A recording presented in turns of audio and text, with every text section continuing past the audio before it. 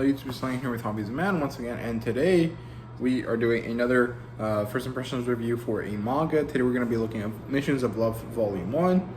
That's a really weird way to hold my thing, but there you go. Missions of Love Volume 1. This is written by Emma Toyama, and the demographic here is shoujo. I don't know exactly what it was released on, but I think it tells you at the end of the volume. And the genres here are romance or drama and school life. It's a kind of high school romance type story, and it does have an adaptation. I think it has a television show, a film, and it should have a what's called a anime, but I'm not exactly sure, so don't quote me on that.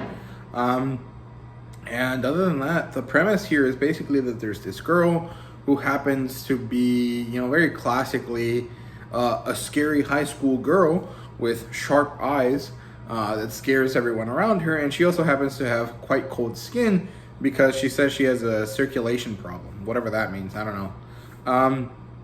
But she happens to be a secret cell phone novel writer who, is quite popular actually.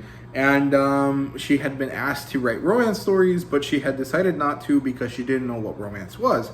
But through this weird, convoluted situation, she happens to find a guy who is so unscrupulous and kind of shitty that she doesn't feel bad about asking them to help her develop the necessary skills to write romance, in a sense, right? So they hold hands, they hug, they almost kiss, and what happens is that they are basically blackmailing each other into this weird relationship, but they start to develop an actual connection with each other, and I think it's interesting. However, I'm not really sure that this is really a type of book that I really want to read. I think by far this is the most interesting, premise for a romance story that I've seen of the few shoujo that I've read,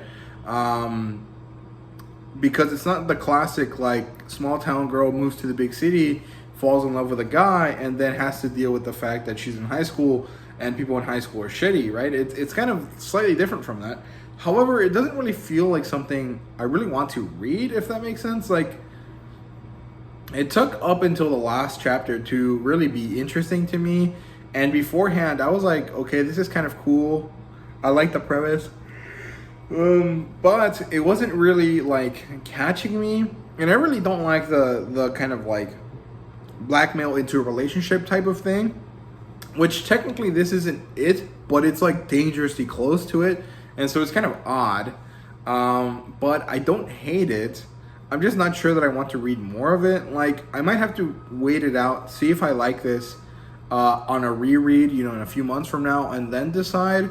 But right now, I'm kind of just conflicted because it's not like Nagatoro that conflicts me in the sense that Nagatoro is a shitty character, a shitty person, but she's cute and her character does seem to be interesting later on.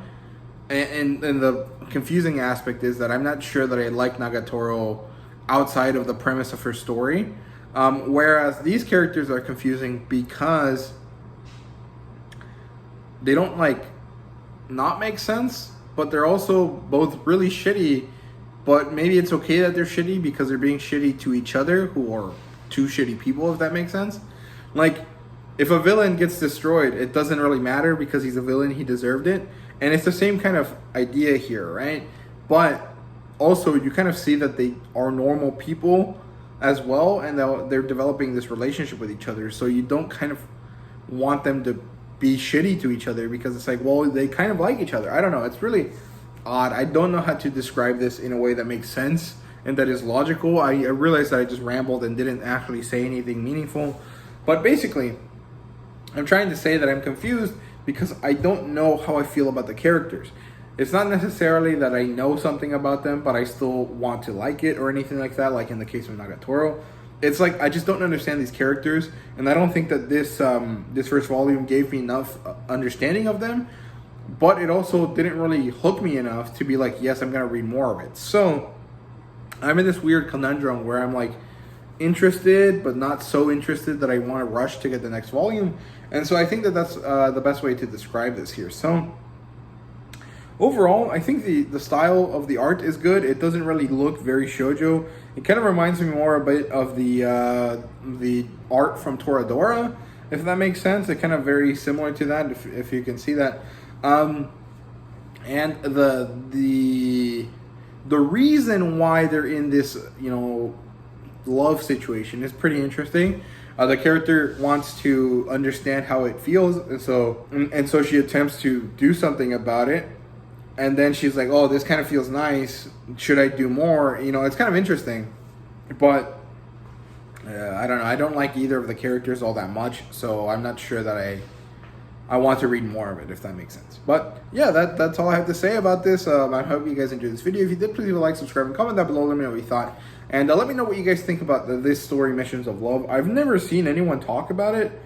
So I'm not too sure. I kind of picked it up because it was 70 cents or 90 cents, however much it was. Last year, I think it was 99 cents. But I picked it up for that reason. And so far, most of those manga that I picked up for 99 cents seem to have been a good choice. This one is the first one that I'm kind of conflicted on. So let me know if you know anything about it, if you have any opinions on it. Let me know if my opinion was completely wrong. I don't know. Just let me know. And yeah, thank you guys very much for watching. Like I said, see you guys later.